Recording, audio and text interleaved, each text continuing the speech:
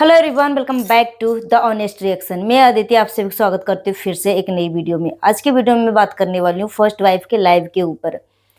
जो audience first wife को उस समय सपोर्ट किया था जिस टाइम उसके चरित्र का हनन हो रहा था, इतना गंदा एलिगेशन लगाया गया था उसके चरित्र के ऊपर कि ऑडियंस को बर्दाश्त नहीं हुआ कि वो सीधी है। इसका मतलब ये नहीं कि पतिचोरनी कुछ भी उठपुटांग चरित्र पे उसकी कुछ भी उंगली उठाकर कुछ भी एलिगेशन लगा दे।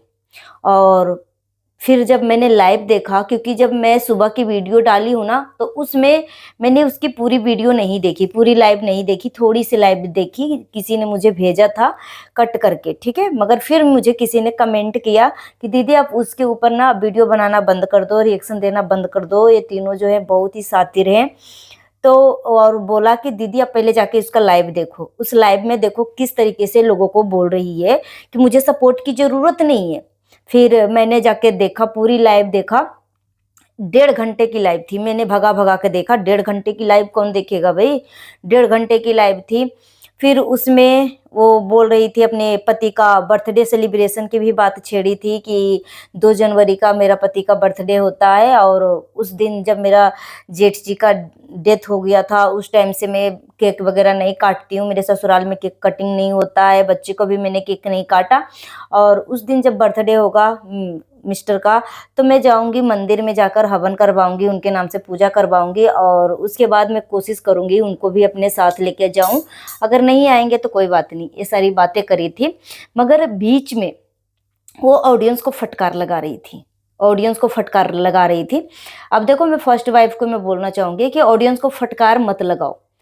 वही ऑडियंस है जो तुम्हारे ऊपर गंदी गंदी एलिगेशन, जब पति चोरनी और मिस्टर फसाद दोनों मिलकर तुम्हें इतना डिप्रेशन में डाल रहे थे ना, इतना डिप्रेस कर रहे थे ना, कि तुम्हारी जगह पे कोई भी औरत रहती ना तो कोई भी कदम उठा सकती थी।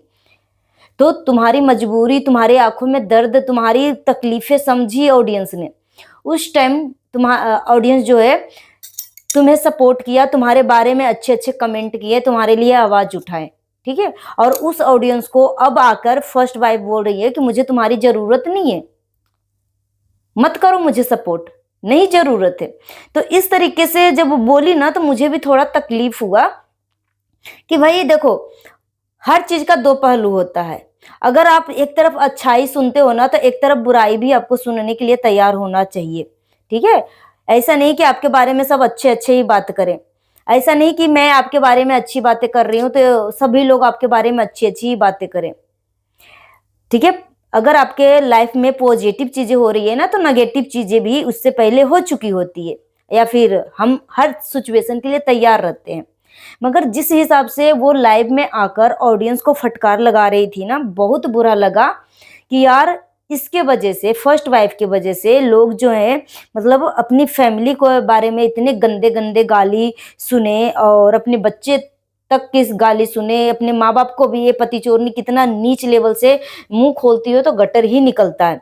उस पति चोरनी को सपोर्ट किया फर्स्ट वाइफ ने कि आप इस तरीके से जाके कमेंट करोगे तो गाली ही देगी ना भाई। अब भी बात के मतलब वो कमेंट कमेंट का तो रिप्लाई दे देती है, अच्छा कमेंट भी करती है तो ये पति चोरनी गंदा का रिप्लाई देती है ना। कल भी पति चोरनी ने किसी को चमाटा मार रही थी, वो ऑडियंस जो है थी, जो कमेंट करने वाली जो थी, वो बोली थी कि दीदी अब किसी किसी का दिल मत दुखाना। अब इस कमेंट में आपको कहां से बुरा दिख रहा है? अगर आपसे या हमसे या किसी से भी, कोई भी पर्सन से अगर इस तरीके की बातें करे ना कि दीदी अब से किसी को दिल मत दुखाना, तो या फिर पहले आप चौंकोगे कि आप किसी के साथ अगर गलत नहीं किए हो तो आप पहले चौंकोगे कि मैंने कब किसका दिल दुखाया है डियर। अगर ऐसा तुम्हें लगता है ना, तो मैं कोशिश करूंगी कि मेरे वजह से किसी को तकलीफ ना हो, मेरे वजह से किसी की आंखों में आंसू ना आए, मैं कोशिश करूंगी।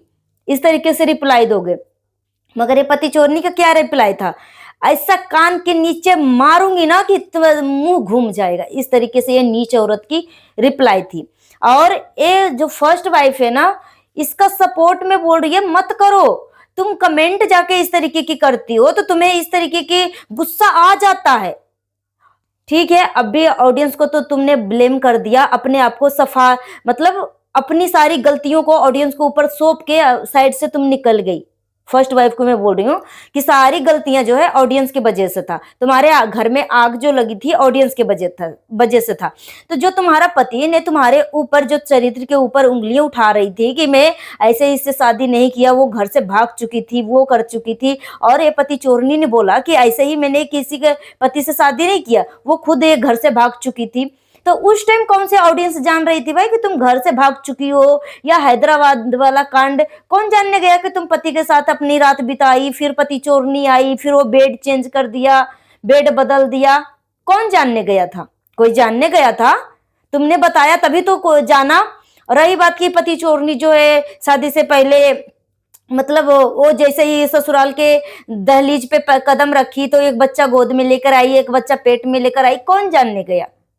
कौन जानने गया? किसी का कोई ऐसा मतलब दिमाग में कोई सिक्योरिटी कैमरा फिक्स किया हुआ है क्या कि तुम्हारे घर में क्या हो रहा है नहीं हो रहा, तुम्हारी सारी इंफॉर्मेशन दिव्य शक्ति है क्या किसी के पास?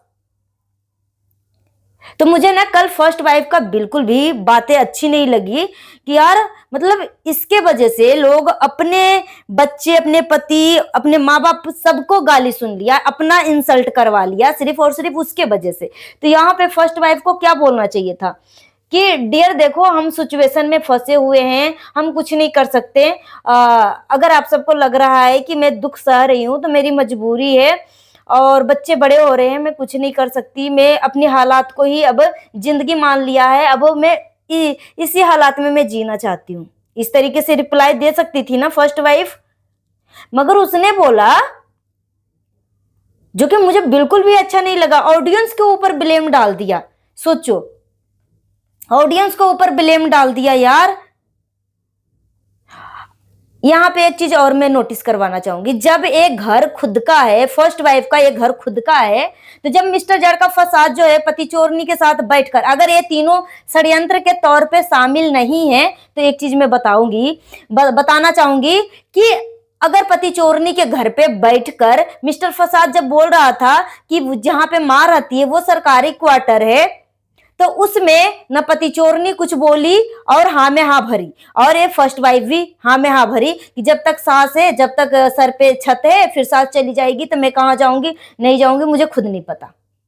फिर यहां से इनकी पोल इन तीनों का नस पकड़ में आ रहा है कि नहीं कि तीनों एक ही थाली के चट्टे बट्टे हैं, तीनों मिले हुए हैं। तो अपनी बातों को ऑडियंस के बीच में इस तरीके से घुमाकर रख सकती थी ताकि ऑडियंस को भी तकलीफ ना हो, तुम्हारा सपोर्ट भी लोग करते रहे। अब तुम्हारी ही नस पकड़कर तुम्हें ही अगर बात करेंगे कि तुम किस तरीके से सोशल मीडिया पे घर की बातें लाकर खुद इज्जत की धज्जियां उड़ाई अपनी, और अब जो है ऑडियंस के ऊपर, रिएक्शन चैनल वाले के ऊपर टारगेट कर रही हो, बुरा तो लगेगा ना। इसमें किसी का क्या रोल है भाई? जैसे सबके साथ रिएक्शन बन रहा था वैसे तुम्हारे साथ भी रिएक्शन बन रहा था। मगर तुम्हें पर्सनली मतलब सपोर्ट दिया गया कि इस बंदे के साथ सच में गलत हो रहा है, सच में गलत हो रहा है, इसके साथ सच में गलत हो रहा है। मगर लास्ट में परिणाम क्या मिला? सारी गलतियां जो है ऑडियंस के ऊपर थोप दिया गया। ये डिवोर्स वाला भी नाटक झूठ था, कोई भी कागज पत्तर घर में नहीं था। और जब मिस्टर फसाद जो है बोल रहा था कि जिस घर में मां रहती है वो सरकारी क्वार्टर है, पापा को मिला था सर्विस के तरफ से, जब सर्विस इनका ज्वाइन हुआ था नौकरी, तब वो सरकार ने दिया था रहने के लिए।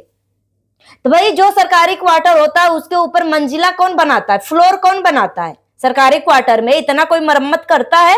नहीं करवाता है। तो यहां से तीनों के तीनों मिले हुए हैं, सबको सी काट रहे हैं। पकड़ में आया ना?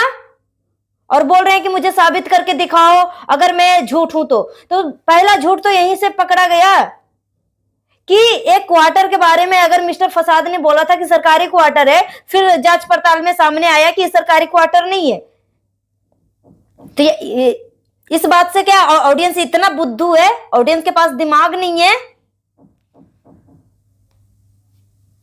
तो अपना काम बनता भाड़ में जाए, जनता वाला एक काम कर दिया, ऑडियंस को ही लाइव में आके 10 बातें सुनाकर चली गई, मुझे सपोर्ट मत करो।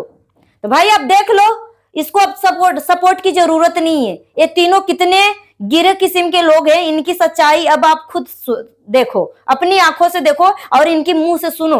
तो इस तरीके की बातें बोल रही थी और उस टाइम मुझे आप सबकी सपोर्ट की जरूरत है। क्यों भाई, उस टाइम भी ऑडियंस, आपको बहुत सारी ऑडियंस जो गाली दे रही थी, जब अब बोल रही है कि मुझे किसी की सपोर्ट की जरूरत नहीं है, आप सब मत मुझे सपोर्ट करो, इस तरीके से बोल रही है, आप सब मत मुझे सपोर्ट करो। तो ठीक है भाई, कोई नहीं सपोर्ट करेगा।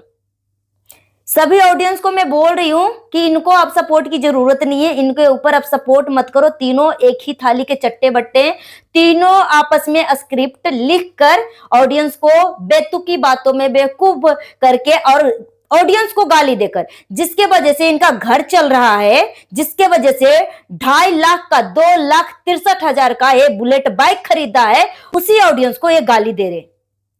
जिस ऑडियंस के वजह से इतने आलीशान घर में रह रहे हैं, जिस ऑडियंस के वजह से इनके घरों में इतने अच्छे खाना बन रहे हैं, उसी ऑडियंस को गाली दे रहे हैं।